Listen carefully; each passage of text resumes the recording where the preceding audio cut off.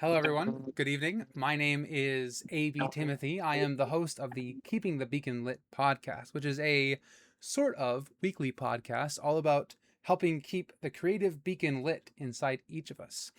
So it doesn't matter if you're a writer or an artist or a poet. If you're a creative of any type, I'd like to have you along for the journey. Granted, I am a writer, so most of my guests will be writers because that's who I interact with, because you interact with those who are doing what you're doing. So today I have three guests on, which is awesome. I have CJ here, who's a new guest. I have Jessica down there, who is a new mom, or a new mom again, and also an author. Very cool. And then down there, I have Matt again from last week, Matthew Lenton, who's back to discuss the bookend of last week's show. Last week we discussed humor in writing. This week we're discussing grief in writing. So it'll be exciting to get into that. Again, my name is A.B. Timothy. I am the author of The Shards of Arthur's Shield, which is my debut fantasy work coming out May 22nd. Pre-orders are currently available on Kindle if you're into ebooks. I'll have that linked below, as well as the store pages and social medias of my guests will also be in the description below. Go follow them and interact with them on X. As I said last week, if you're looking for people to talk to, if you're looking for ideas to, work on, then interact with people. That's the best way to do it, is to put yourself out there, get feedback from people, and also give feedback to people, because that's how you learn and grow. They say the true mastery of a skill, or the true image of mastery of a skill, is how well you can teach that skill. So if you're not out there helping people and being helped, then you maybe could do a little bit better. So get on that and do it.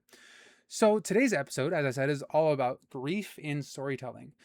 And usually when it comes to these blank in storytelling, or blank in insert writing term here, I like to define the terms as sort of the beginning of things. Because if we don't agree on definitions, then we can't have a fruitful conversation most of the time. And that goes for all things. Oftentimes in political debates, or in religious debates, or in any kind of discussion, you'll want to define terms, because you and your opponent can, or not opponent in this case, you and your colleagues, in my case here on the show, but in a debate, for example, you and your opponent can be talking circles around each other and not even know it, because in reality you agree. You just had a misunderstanding of the definitions of a term. So that's how I'll open the show. Again, my name is A.B. Timothy. I've introduced myself 3 times now, so that'll be in the final cut, I'm sure. At least one of them will be. But before we get into the show, I want to give my guests here a chance to introduce themselves. And of course, as is right, we'll start with ladies first. So Jessica, take it away. Hello, I'm Jessica Barbary, and I am, well, what am I? I'm like a 6 or 7-time author. My kid's talking too. I am a mom of 4, so I'm joined here with my children. Very cool. Um, yeah, I'm a fantasy author. I do epic fantasy, and I would say literary fantasy is probably the best way to describe more of what I've been doing recently. But yeah, that's me. Nice. Jessica is the author of Fires of an Empire, which is a duology set into one book, Fires from Ashes, or Fire from Ashes, and Waves of Tempest. I haven't gotten into this yet. It's on my stack of indie TBR, and I'm very excited to get into it when I can, because the way she talked about how she edited this and put it together in a rework for one book, super cool. I'm very excited about it. But definitely go. This will be linked in the description. Go buy it, ebook if you have to, and get into it. But cool. Thank you for introducing yourself, Jessica. And CJ, I think we'll go with you next. Go ahead and introduce yourself. Talk about what you do. Thank you. My name is Matthew Bockholt. I go by CJ online sometimes, but Matthew or Matt is fine. Although I guess we might have some confusion with the two of us here. So I don't mind CJ for this podcast either. That's fine. I currently have 2 books published in a 4-book series, and that is Bloom and Wither are the first 2. You can find those in digital format on my website, fablevine.com. I call it an epic suburban parabnormal romantic science mythology. So it's a little weird blending of different genres, but It's a lot of fun. I wrote it specifically for kind of my kids as they were coming of age, and so it kind of targets that demographic. But I try to handle some more, mature themes throughout. And I also do a lot of teaching writing. I go to all kinds of conventions, and I also do presentations for Dave Farland's Apex Writers Group on a regular basis, and do podcasts. And I just love talking all things writing. Awesome. Yeah, same. I think you found the right podcast, my friend. This is all about writing, usually. And of Excellent. course, I do try to expand that to multiple creative disciplines. I think I've had an artist on the show before too, just not just writing, but also everything else creative, because that beacon is used in, I think, every discipline. So at least it should be. All right. So yeah, thank you for coming on. And Matt, go ahead and introduce yourself. Yeah, Matthew Linton. I released my debut novel, Revo Blade of the Shooting Star, back in November. I've got it right here, one of these. There you go. And then I've got my new book, Franco Blade of the Shattered Star, coming out June 3rd. Very cool. So excited about that. They're set in the same universe, but they're standalone stories, so you don't have to read them in any order or anything like that. It's got different heroes, different villains, its own complete story. But yeah, it's just YA fantasy. And I'm glad I'm able to make this podcast because grief is a big part of both of those stories, and a big motivator for the characters in the story and for my writing it. So yeah, definitely glad I get to talk about that and be a part of this. Right on. Yeah, it'll be great to have you. Cool. And with introductions out of the way, a little bit of housekeeping here. If you're interested in being on the show, if you're a creative of any kind, if you have creative things you'd like to talk about, go ahead and look in the description below. You should see a Google form link. Fill out that form and apply to be on the show. I'd love to have you on. Most of the time, or at least a lot of these authors that I've had on in the past, I have just invited on through X and I've reached out to them. But if you're interested as well, I'd love to have you on the show. This is like I said, a weekly thing, and I'm always looking for new voices, new ideas, new people. Thank you. And now we can get into the nitty gritty and the meat of the episode, which is again about grief. And I think every human goes through grief. Obviously, we go through the suffering of losing a pet, perhaps first in our childhood, or we lose a grandparent or an aunt or uncle. And as we as humans, part of what we do is we deal with grief, and we have to come to terms with grief. So in writing, we have to attempt to understand how our characters, realistically, our characters, not us, but our characters would go through grief. And for a lot of writers and for a lot of creatives, their characters are they are extensions of themselves sometimes.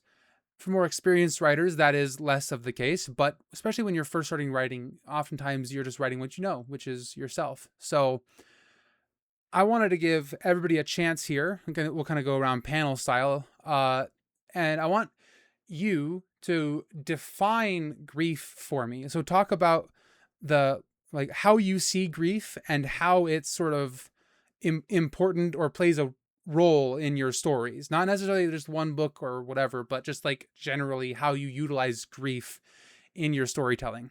And I think here we'll start with CJ, if you don't mind. Yeah, I don't mind at all. Grief does definitely play a role in my novel series. This first series here, it starts out with the main character's mother dying, which is kind of the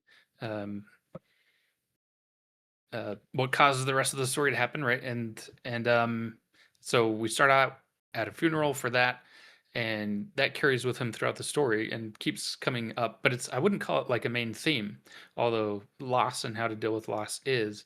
But grief definitely affects him in various ways and affects other people's perception of him as well. One thing that consistently happens throughout the story is people interpreting other things going on with him as him dealing with his grief of losing his mother, which I found doesn't really necessarily reflect a personal experience, but it did make things kind of more interesting for his character to have to be dealing with this kind of duality of yes, I am still grieving my mother's loss, but also, you know, that's not the only thing that I'm dealing with, right? And that's that reality that even when you do have this very difficult trial that you're going through, life doesn't pause. It doesn't just wait around for you to figure it out. It Mm. keeps going, and sometimes you get compounding issues, right? And so that's one way in which my books deal with grief and its approach, my approach, I should say. Right. And that's very true. Life doesn't quit. You got to keep going. You got to keep moving forward, and that is hard for anybody to deal with. So it should be an interesting read when I get around to your book to see how this character sort of engages with that. And then it can also get kind of um you know infantilization is sometimes for a lot of people it's very annoying to deal with. And so when you've gone through a terrible loss and you're dealing with it and you're pushing through and you're getting through it, when someone tries to baby you because they want to tiptoe around your feelings because they don't know where you're at with the grief thing, that can get annoying. And so like no, I'm just, let's get past this, let's just move on. The world keeps turning, we got to keep pushing forward. And that's sometimes how people cope with grief, is pushing forward, pushing through, and just persisting, because that's what the person who loved them would want them to be doing. um Mhm. like uh my late stepfather, to use a personal example, he passed away when I was 16 years old, and the world didn't stop. I still had to go to work. I still had to go to church and do all these things. Well, I didn't have to go to church, but I chose to go to church because church was still happening. And all these things didn't pause because someone I loved deeply died. And in fact, I've now pushed through and used that grief as sort of a catalyst to now I have a writing career. My pen name and what I go by on the show, A.B. Timothy, that's an homage to my stepfather and his major inspiration that he had on my life. And so uh definitely that is one way to do it. And so don't hear what I'm not saying, dear listener. If you're struggling with grief and you're dealing with it in a different way, don't hear me saying that your way of dealing with it is invalid. It's not. If you're getting up every morning, if you're opening your eyes every morning, that's enough. And obviously, I like do more if you can. Push and try to do more every day. But if all you can manage right now is opening your eyes and staring at the ceiling, God bless you for doing that and not giving up. So, before I get emotional thinking about my own life, let's continue here. And Matt, what do you think about grief, and how do you use that in your storytelling? Yeah, so something that's kind of unique about grief is that that is something that can fundamentally and permanently change you and how you see the world, especially if it's the first time you lose somebody who's very close to you. Mm-hmm. Because many of us growing up, okay, yeah, you lost your great great uncle, guy maybe you met once or twice, nice guy, sucks that he's gone. Then sometime later goes by and you lose a parent or you lose a sibling or a best friend or something like that. And yeah, it can fundamentally and permanently change you and how you look at life. I know one thing is because obviously anybody see me on Twitter, I like to joke around and all that. But you remember, this might be before your time, maybe. But there used to be a commercial about I've fallen and I can't get up. They're marketing those push button. You remember those? Yeah, Yeah. and that was always a big joke. Yeah, but then one time I went to visit my mom and she was on the ground and she couldn't get herself up, and I had to help her up and help her to her bed. And it's like, okay, that very quickly became not very funny anymore to me. Yeah. And I dedicated Revo to my parents. I lost both my parents, by the time I was 30, and Mm. both suddenly. So it wasn't something I had. It wasn't, Mm. not to say that it's any better to lose them over a long period of time, but it's not like I had any time to like mentally prepare. It was like a phone call. Your dad's in the hospital. He's not going to make it. Mm. Or a phone call from a family friend say, "Hey, I went to visit your mom and she was gone." Um, so it was a very sudden, shocking thing, and didn't have a chance to say goodbye or anything like that. And life changed for me pretty quickly after that happened. I ended up getting married, moved to a different town, had kids. So life went really really fast right after that happened. And, I finally had some time to, a while ago to sit and really think on it. And that's when I actually started writing Revo. And, my parents and the events surrounding their death and my reaction to it was a big inspiration for that. Yeah. And I think it's important that we use our lives as writers to uh, inspire us and to push us forward. I my stepfather, when he passed, it was sudden because he died in his sleep, and it was sort of a reversal of expectations because he had just been in the hospital in a coma for months and months, and he had come home and he was getting better. Right, he was getting stronger. He was getting out of bed, and then the Lord just came by and took him. And praise the Lord, I believe he's in heaven, and he's living it up, the good life up there. But uh, it was hard on us to lose him so suddenly. And how we dealt with it was individual to every member of our family. But that using that and using your relationship with these people to craft things into your story is huge. Like, some people will use people they know in real life to base characters on. Like, I have a character that I'm planning for this trilogy. I think in the second book he'll show up, that is based entirely around my stepfather, and is like, if you know if you knew my stepfather, you'd see him. Oh yeah, that's Tim. That's him right there. And so, yeah, utilizing your grief to fuel creativity, or even not even the grief necessarily, but the joyous memories you have of these people, which maybe made the grief so hard. Those happy memories can be even more empowering for your stories oftentimes. Thank you for sharing that, Matt. And Jessica, how about you? When you deal with grief in your story, I know your story, in fact, has several characters who go through great amounts of grief. There's a martyrdom scene, I believe, at one point, and how do these characters deal with that, and how do you utilize that in your story? I think that the interesting thing for me is that different characters handle it differently. So I've tried to represent grief. The way I've recognized it is that not everybody grieves the same way. Some people are internalizers, some people are externalizers. For some people, they become depressed and they close up, and some people it becomes fuel to like push through or a challenge. So I've tried to represent it in different ways with different characters and keep it emotionally honest. So I have a character who his grief actually pushes him to want to end his own life, and I have a Mm-hmm. character whose grief pushes him to persevere and actually change and stop being such a poop head. And then I've Mm-hmm. tried to portray grief like less about directly the individuals and who are the protagonists or the main characters, and more about like how the world around them has been impacted by loss and grief. Like I have a scene where I have a one of my main characters has to tell the mother that her child has been killed, and not only that, but by his hand.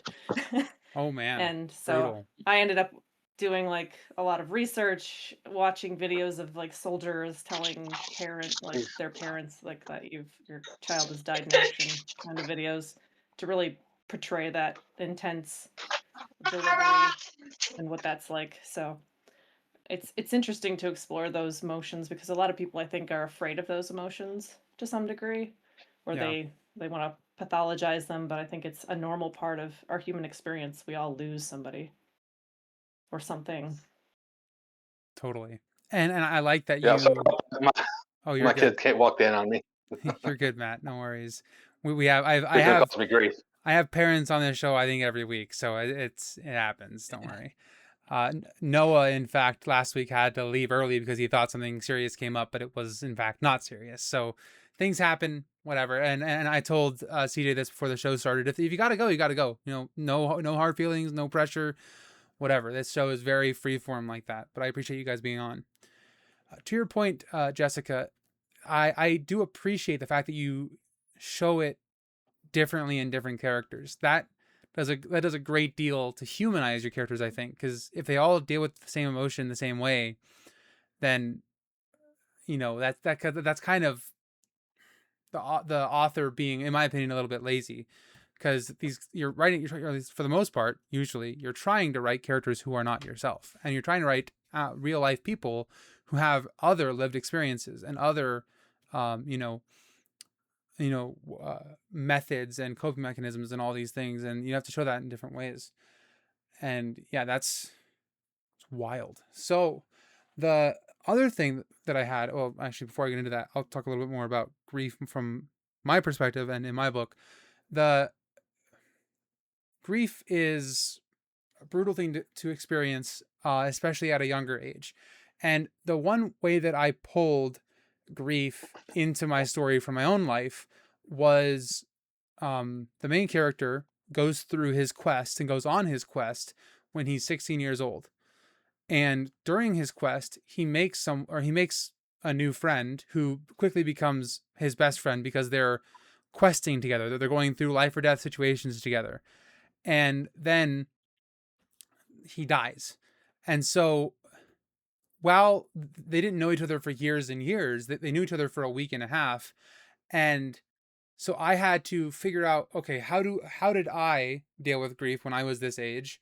And what would it have been like if it was just a microcosm of that? And how would I have gone through this smaller amount of grief, but in the moment feels immense? And I portrayed that, in a sense of failure in the character. Thomas goes through the next chapter and a half feeling like he's failed, even though his quest has succeeded and he's done what he was quested to do. He feels a complete failure because he lost someone he considered a best friend along the way, and on top of that, he had to kill someone else. So he's dealing with the grief of losing his friend, but also the grief of losing a moral standing in his mind. Even though he was in pretty much at war and was fighting for his life, he still had to kill someone, and that to him doesn't jive with what he believed about the world. He didn't want to kill anybody, but he had to.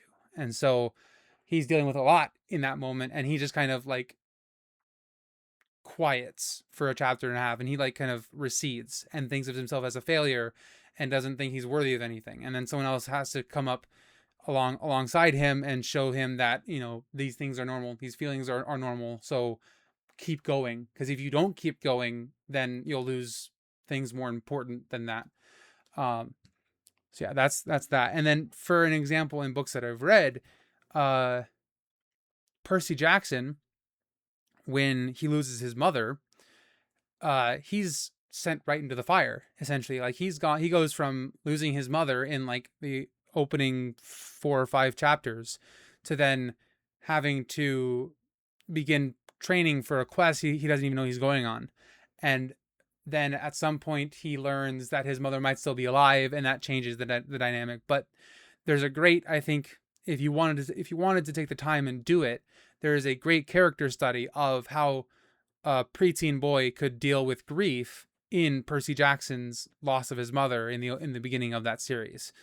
So yeah, that's just my recommendation there. If you're looking for a good character study by a well-known, widely published author, there it is, Rick Riordan in Percy Jackson and the Lightning Thief. It's a great read anyway. But I could get into other books and other things, but I'm actually putting myself to a challenge to not mention this series, which shall not be mentioned this episode. So we're going to move on. So now we've talked about grief and we've defined it for ourselves. I want you to talk about now a character maybe who wrestles with grief in the story.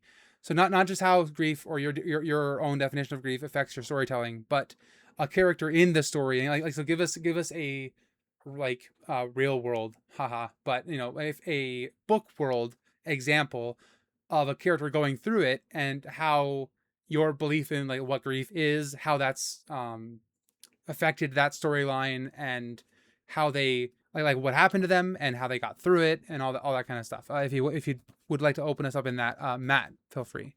Yeah, so the grief is actually an essential theme in Revo's story. It's not really a spoiler. You'll find out in the very first chapter that the book starts out with Revo, the main character, is already gone. He's come back as a ghost and spirit, and he witnesses his life's final days from this perspective. Um, and on top of that, he had, before the book starts, his parents had died when he was a child, and he Hmm. relives that a little bit through flashbacks. But so that's a central theme. Honestly, I mean, most of the last third of the book is about the different characters dealing with grief. Um, and like you're saying, you don't want to just write characters that are variations of yourself. But when it comes to something like grief, yours is the only perspective that you really understand. True. But there are different ways you want to deal with it when something like that happens. And I tried to put those different pieces into different separate characters. For example, there's one character who, she just wants to move on, and she wants to get away from that place and go back to the way her life was before. She was part of a circus troupe. She says, "Okay, let's just get out of this place. Let's go back home. Let's find our circus troupe, go back to join them again, and just go back to that." So kind of just escaping it. Um, Whereas there's other characters that wanted to stay and grieve a little bit, or try to do what I guess they felt like doing, something that would help or would honor his memory. And honestly, Revo's story himself, his heroic journey, was largely motivated by him wanting to honor his parents, because his parents were both very noble, virtuous people. And so that's why I made a post earlier today that is about my books. Nobody saw it. But basically, it was, he goes out on his journey armed with nothing but a couple of swords and the life lessons that his late parents tried to drill through his thick skull. And that's a kind of a good, pretty good summary of what had motivated him, what motivates him to try to be so heroic and things like that. So I try to capture those different aspects of it. As one aspect is trying to honor these people by how you live your life. Another one is just, let's just get out of here and try to forget this even happened. And another one is, let's just stay around and sulk for a little bit. Different, three different ways. There are more ways, of course, but those are a few different ways that I kind of try to implant in my story. Yeah. Okay. So using those three ways, are they?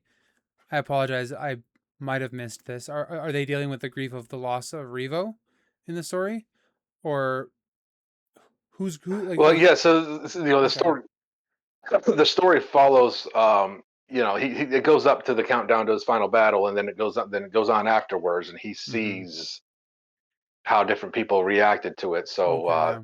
yeah, of course, his grief is for his parents, but then he sees his friends and family grieving over him, Hmm. and then him grieving over the grief. So, but yeah, like I said, that's definitely a central theme of the story. That makes sense. I definitely see that being a central theme. Cool. And Jessica, how about you? Like in the story, you gave us a bit of an example earlier when you talked about that different characters go through grief in different ways. But maybe go into a little bit more depths if you a little bit more depth if you can about like a particular character whose grief storyline you kind of either liked writing or that you kind of feel is impactful. Yeah, I think that character is actually an interesting one. So her name is Solva, Hmm. and she's like a 40-year-old woman. She was a widow, so she married, and then her husband died shortly after they were married when she had her son. And in this culture, the way that they typically handle the widows is there's like a hierarchy. So, all right, I gotta pick a new show. Give me 1 second. Okay, no worries. While we wait for her to get back, we'll just skip to CJ for a minute. Talk about a character dealing with grief. Yeah. Let's see. I might skip to book two for this. There's another major loss during the climax of book two, and the different characters handle it differently. Um, One of them, to approach this from a little bit of a different angle, is a lot less grief stricken than everyone else, and because of that, and because she notices that, she feels a lot of guilt over it, that she's not as affected as other people are by this loss. And Hmm. so it's kind of a different approach to that grief, where yeah, she's sad at the loss, but not as much. And so she kind of feels bad about it, like maybe there's something wrong with her, that it's not affecting her to the same degree that it is other people. And that, that's another side of grief that we often forget is guilt. And that can be stem from several different things, whether a guilt of, is there something I could have done to save them in any way? Is there something I should have said while I had the opportunity? Should I live my life a little bit differently so that I'd have better memories with this person, whatever the case may be, or should I be more sad than I am? And Hmm. that's a really weird one. That I reached a point at that in my own life where I had suffered many losses in a row, and it just became kind of tiring, where it was just like, oh, another one. And at that point, you're like, wait, is there something wrong with me? Like, do I not care about this person as much just because they're lost, just because they happen to be the fifth one this year, or whatever the case Hmm. may be? It's like, or am I just emotionally tired? Have I just reached my limit of my ability to grieve and care as a human being? I've reached some kind of point of maximum saturation for this particular feeling, and I just can't bring myself to care more. Or am I or is it a defense mechanism? Like, if I continued to care as much, would that bring me so low that I couldn't get out of it? I don't know. There's all these kinds of things that can happen to the human psyche when you lose people, Hmm. especially people that matter a lot to you. And of course, some of it might be denial. You know, maybe you're not caring as much because you're just still kind of in that denial phase of just not accepting that it's actually real or happened yet. And that's kind of what happens with this character. She eventually realizes, she eventually does hit that point where it becomes very real to her, and she realizes what she's lost. And then it kind of, the dam kind of breaks at that point.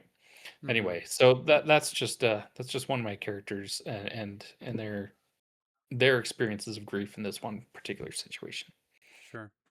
And that's fair. I mean, that just being so overwhelmed by an emotion and then it kind of causing you to shut down and you feeling like maybe you're a bad person for not reacting as much as people expect you to is a very real thing that some people go through, especially some people who struggle just generally with showing emotion. Like, there are some people who are kind of monotone, but monotone not just in their voice, but just in their personality generally. It doesn't mean they don't feel emotion. It's just they don't show it. Like, some people like expect us to be explosively emotional when a big major thing happens, but this person is just inherently and naturally stoic that people can react to them poorly, like, oh, don't you feel anything, you monster? But in reality, they feel a lot of things. They don't express it the same way other people do. Yeah, that makes a lot of sense. And then Jessica, if you're back, feel free to keep going with your character there. Sorry about that. You're okay. Yeah, so the society that this individual lives in is plagued by a lot of death. So a lot of the Mhm. men die. So they have a lot of customs around how they typically handle this. Unfortunately, it didn't work out for her. She ends up being downcast. Like, so there's the higher caste systems, and she ends up dropping into a caste. She ends up marrying a man who lost his wife in childbirth. So she has a son. He needed it was more like a marriage of convenience. She needed a father for her son. He needed a mother for his daughter. And, they built something together later. And she's living this life, but she's scarred by it. She's scarred deeply about the loss of her husband, the way he died. So she rejects that life and does not want that for her children. Well, she ends up going away. And when she comes back, her son has moved out of their tent. Turns out he has decided he wants to be a dragon hunter. He's going out, and this like really upsets her because all she can see is that it's death. It's he's signing his death. And so she tries to reach him, and there's several chapters of her just like she's pretty much gone off the rails. She's not handling it very well because she's fearing that she's already lost him, and then he ends up dying the same way. So it's like Oh man. extremely devastating. You see her go through like the pain. It's like a slow train where she's, trying to fight it, trying to save him. She feels like, she's running out of time. He ends up dying, and then she just comes apart, and it's like she casts off her faith. She can't, like, it's just a very emotional experience that she goes through. And I feel like it was interesting to write because it was like you really had to dive into what that's like. I'm a mother, so imagining losing your child, like it is devastating, and the dreams that you don't have now for them, like I can only imagine. But yeah, it's a scene that makes me cry when I read it. Oh Being man. told that he's gone. Yeah. That no son of mine will hunt dragons, but that's a real thing, and that's and I don't mean this in any kind of bad way, but that is kind of a trope, right? With like in some military fiction or things that involve military fiction, where the son or daughter is wanting to go out into the world and do the thing, but the parents know what that actually means, and they know the cost because they've experienced the cost, or they've experienced other people experiencing the cost, and they don't want that for their children. Yeah, Uh, this was especially tragic in a way because it's like he did it because he liked a girl, and it's like oh his man, his yeah, past was such that the only way he could have her is to do this. So it's it's sad. yeah. I mean, it's like the opening scene, or well, I guess one of the opening scenes in The Patriot. Part of Act One is Gabriel. Gabriel's, I think, 16 when the story begins, and he's begging his father to let him go and fight, but his father is fought. His father went through the what was it, the British Canadian, French Canadian War, French and Indian War. His father fought in that, and he experienced that, and he knows what it means to go and fight, to go and lose people, to go and kill people, and he wants anything else for his children, anything but that. And the son doesn't listen, and it gets to the point where the whole family's fighting, sure, but by the end of it, that personality figure, that personality trait of wanting to go and do more, is what gets him killed. It's Icarus flying too close to the sun, right? He thinks he thinks he's on top of the world because he's 16, he knows everything. Legally speaking, when you're 16, you know everything. That's just how it works. For myself, I want to give a couple examples. There's actually two examples I want to use. One is currently being worked on. I'm currently outlining that book, actually, so I'm going to go off the cuff a little bit and sort of outline in my head while I'm talking. The other one's more established because it happens in The Shards of Arthur's Shield. But it's not death that she deals with. There's a character in the book that is called Lady Alice the Pious. And the Pious is actually an insulting title given to her by her peers, and because she is kind and a kind soul, and so she doesn't act the same way most nobles do, and so they make fun of her, calling her pious, like, oh, holier than thou kind of thing. And in fact, she takes that to heart, and at one point desires to become of the cloth. She wants to go up north, and she actually does. She goes to a convent in the north reaches of Britain, and joins a monastery and trains to become a nurse, not a nurse, a nun. And she, I Googled it at one point, and I used to know all the terms, but she got as far as you could go in being a nun before taking any vows. But something just kept standing in her way, spiritually speaking. She couldn't bring herself to take the vows. She didn't know why, but eventually she gives it up, and she tells God, God, if you don't want me to take these vows, that's fine. I'll go back home and do my duties. I'll do my duties as a princess. I'll live in that life if that's what you desire of me. But like, tell me, like, give me a sign. And then God gives her a sign, and she struggles with that, even though she accepts it, and even though she um willingly goes back to Camelot and lives her life as the princess of Camelot.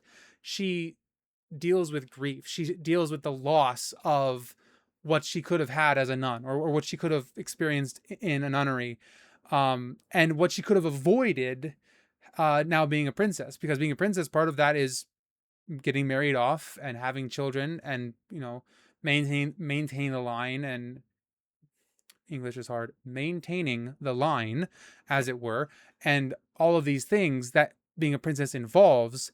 And so she grieves the loss of her free will, essentially. She doesn't want any of these things, but it's what God wants for her. And so she grieves that loss. And that loss is actually based on things that I went through, because, and I do still feel a call to missions. I want to be a missionary one day, potentially. And when I was, you know, thinking about that calling, I had to give up everything else. I had to say, oh, right, God, if this is what you want from me, I'm going to give up being a video game programmer making $200,000 a year. I'm going to give up being a professional singer. I'm going to give up all of these other things that will stand in the way of me doing what you want me to do. And I had to grieve the loss of those things, and also grieve the loss of my own will, because I wanted to do what I wanted to do. I was like a Jonah, and she was like a Jonah. She didn't want to do what God wanted her to do, but she knew it was the only correct path. And so she grieved the loss of her own free will, which is a very real thing in the apostles as they go through scripture, and the prophets. Obviously, Jonah is the king example of this. Jonah grieves the fact that God doesn't burn Nineveh, which I feel like if we were there, we'd be on Jonah's team. Like, God, this place is horrible. Why aren't you burning it? Just burn it, get rid of it. Like Sodom and Gomorrah, this dude right now. But God doesn't do that, and he has to grieve that because God didn't do what he wanted, what Noah or Jonah wanted him to do. And the other example, Nail, name reveal, cool, main character of the next trilogy. His name's Nail. In the second book, he, well, a little bit in the first book, but it's not as bad in the first book, because a lot of it happens. A lot of his dealing with the grief happens in the interim between the first book and the second book. But in the second book, he, at the end of it, he loses his family. Spoiler alert, but okay, I'm sorry. If you read enough fiction, you get to the point where a character is introduced with a family, like a wife and a beautiful child, and you kind of expect that something's going to happen, because it's fiction, like it's fantasy.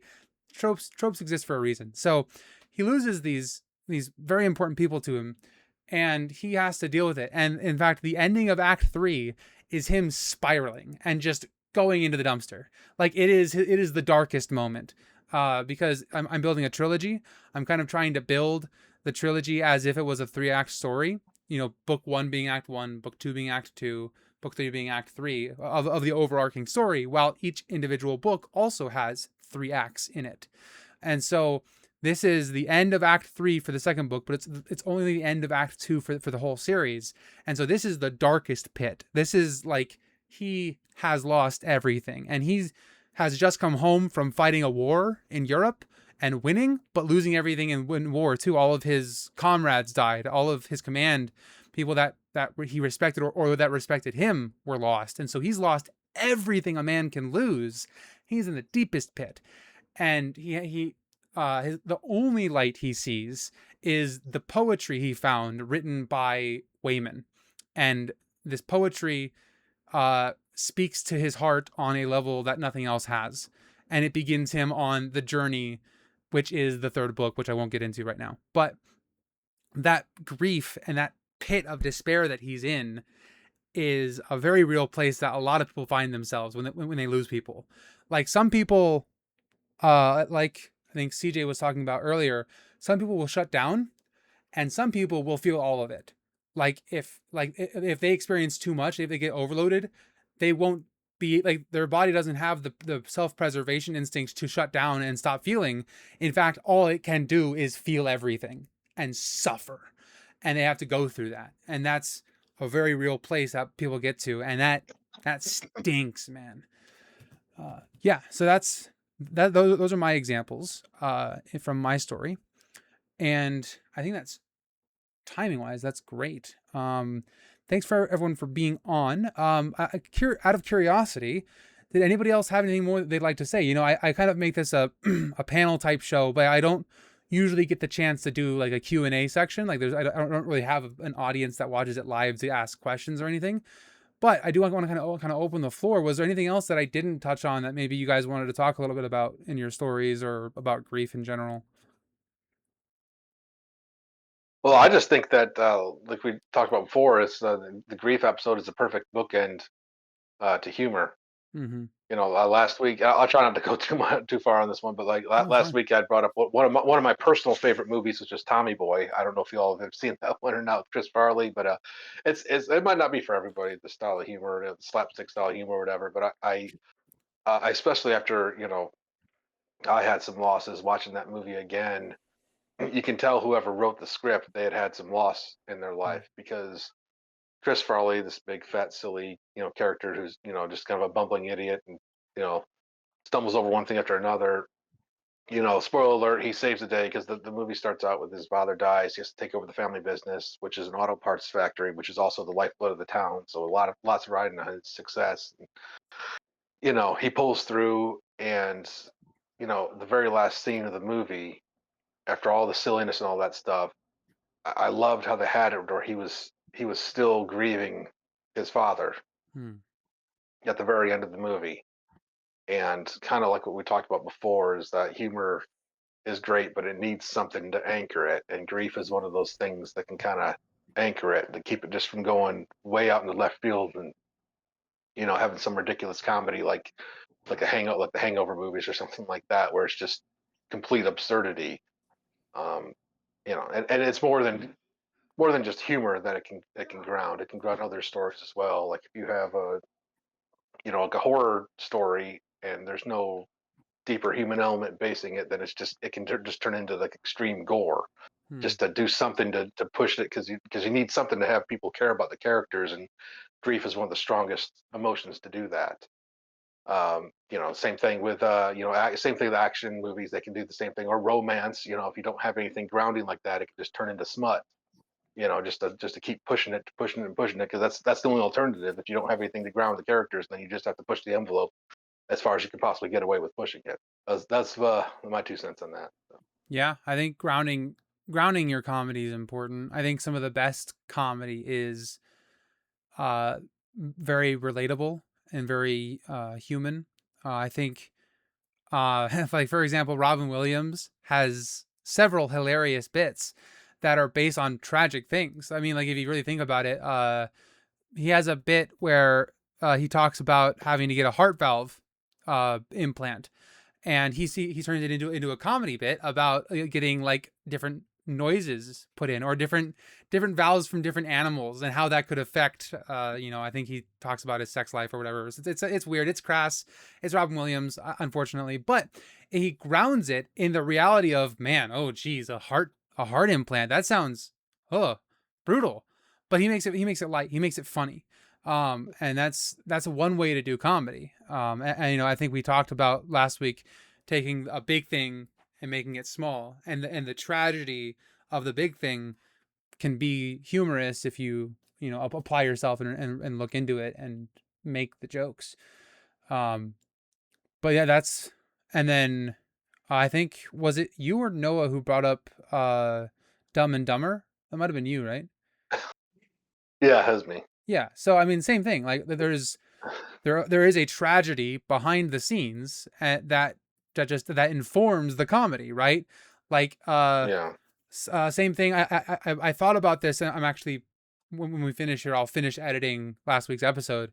So I've been editing it all week, and I thought about the movie Kingsman, for example. Kingsman is a very tragic story that could get really dark if it wanted to, but the darkness of it is what avails itself to so much comedy in the places where there is comedy, because you think, oh, that's ridiculous because the world's in danger right now, why are we dealing with this? Well, because the world is in danger is what makes it funny. Because if the world wasn't in danger, like, you're right, who cares? It's just slapstick at that point. But Mm. because there's so much else going on that could turn tragic, that could cause grief. Yeah, I think that's cool. It's a great tie-in to last week's episode too. So if you're listening to this and you haven't watched last week's episode, tomorrow at about 3 p.m. it will be available on YouTube. A little bit edited. There's some things cut out and some hums and haws edited out, whatever. But it's well worth the watch. It was a great episode. So cool. Was there anything else, CJ or Jessica? You guys have anything? I'm interested. So tonight, I am finishing with my son, The Warden and the Wolf King, part of the fourth book of the Wingfeather saga. And I'm very interested to see how my son handles that. I don't know if you guys have read that or know how it ends, but Nope. it's going to be a very interesting exploration for my 9-year-old son, soon to be 9-year-old son, to end a book in that particular manner, which I think is a very bold choice for a middle grade story. Yeah. But yeah, it'll be very interesting. Well, I'm glad you said that because Go ahead. if you don't mind, that kind of Yeah. leads into what I wanted to say, which is I think it's important that we don't avoid these subjects in media for younger audiences like middle grade Absolutely. or young adult because it's something they're going to deal with sooner or later if they haven't already. A lot of I think sometimes we forget that a lot of young people also deal with death and need examples of knowing that they're not alone in that or how to handle it, that kind of stuff. And so I think it's very valuable to not shrink away from these topics just because you're writing to a younger audience. It might change the way you approach it to some degree, obviously, but but to not be afraid to actually deal with actual death and loss for the younger generations and younger readers. Absolutely. And to sort of prove my street cred a little bit to the Percy Jackson fandom, here's my well-loved copy of The Titan's Curse. One of the best books, frankly, just generally. It's a really great book. But in it, building off what you're talking about, this is written for definitely a middle grade to YA audience. This is a young, very young readers kind of book.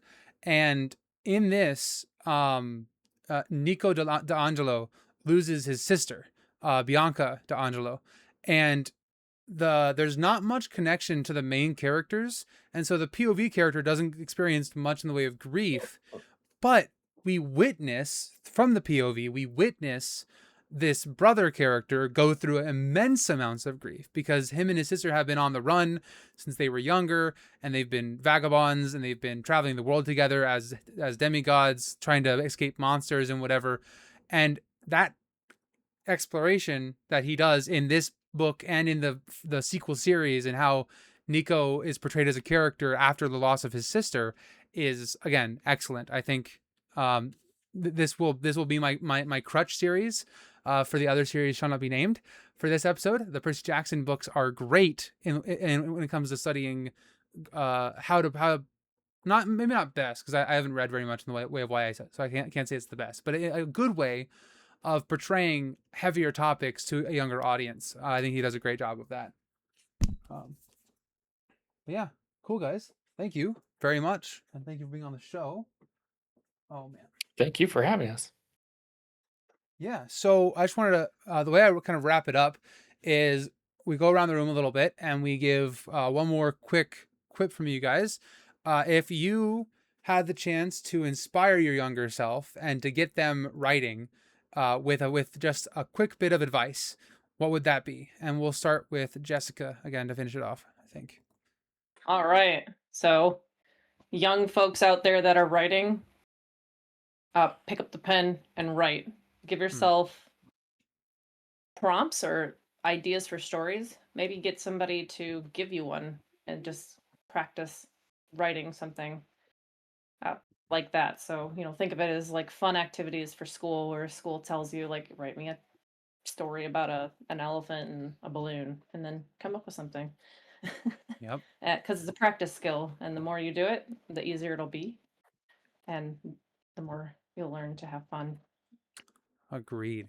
Very cool. Lisa says hi. Hello. Cool. And Matt, we'll go to you next. If you could inspire a young writer listener. Yeah, I think just along the lines of what Jessica was saying about just write. Both of my books, Franco and Revo, when I started them, it was more of just a creative exercise. I wasn't thinking, oh, I'm going to write a book and publish it. Hmm. I was thinking, oh, maybe most of it was like maybe a short story or something. And in both instances, and turned it into full-length books.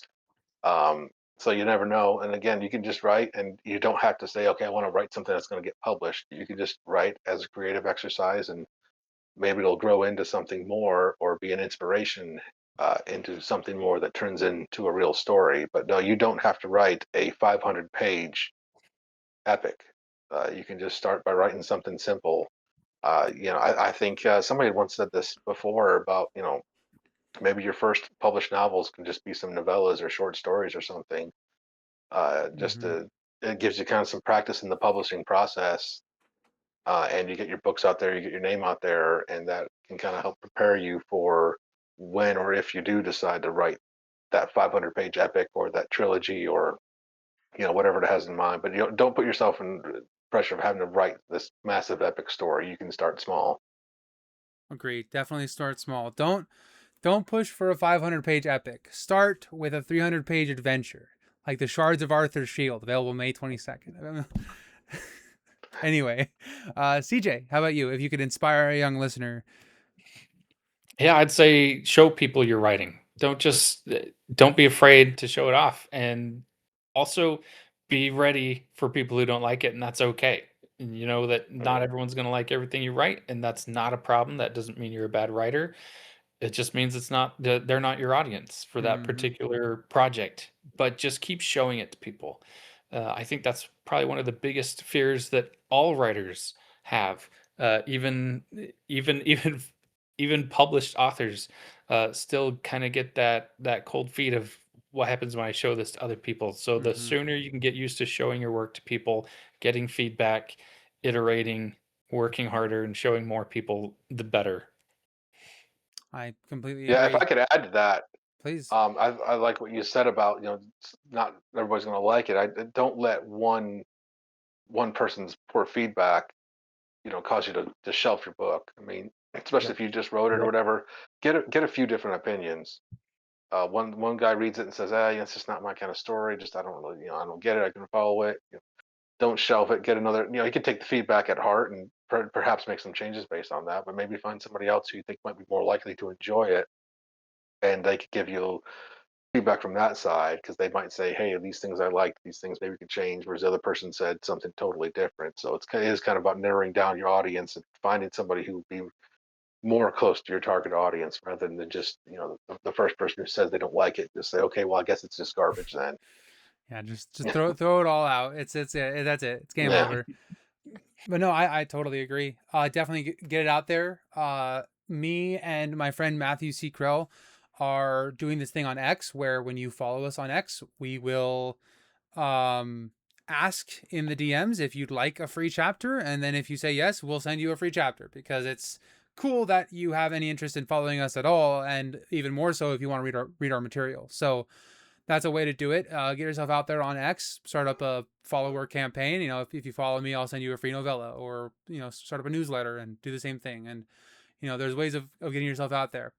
Definitely come to the writing community on X. We'd love to have you. Get yourself out there.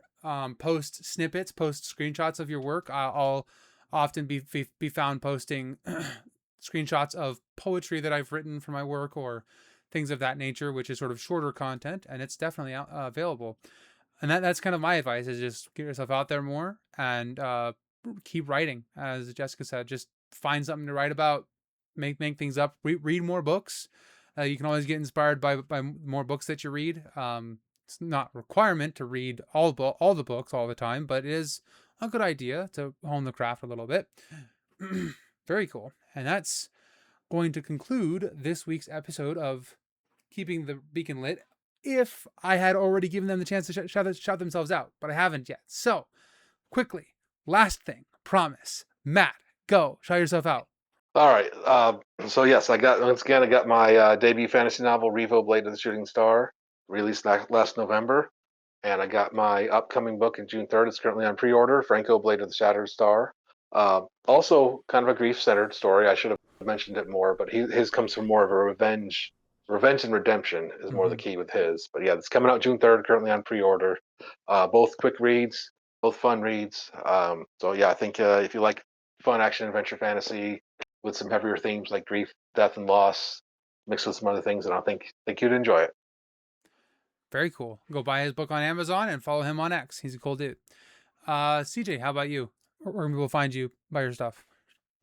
Yeah, the best place to find my work is at fablevine.com. You can also find there's links there from my first book to Royal Road, where I have the first 11 chapters posted. If you follow me on X or just look me up at Matthew Bockholt on X, you can also find the first 10 chapters of Bloom posted in my I forgot what the long form posts are called.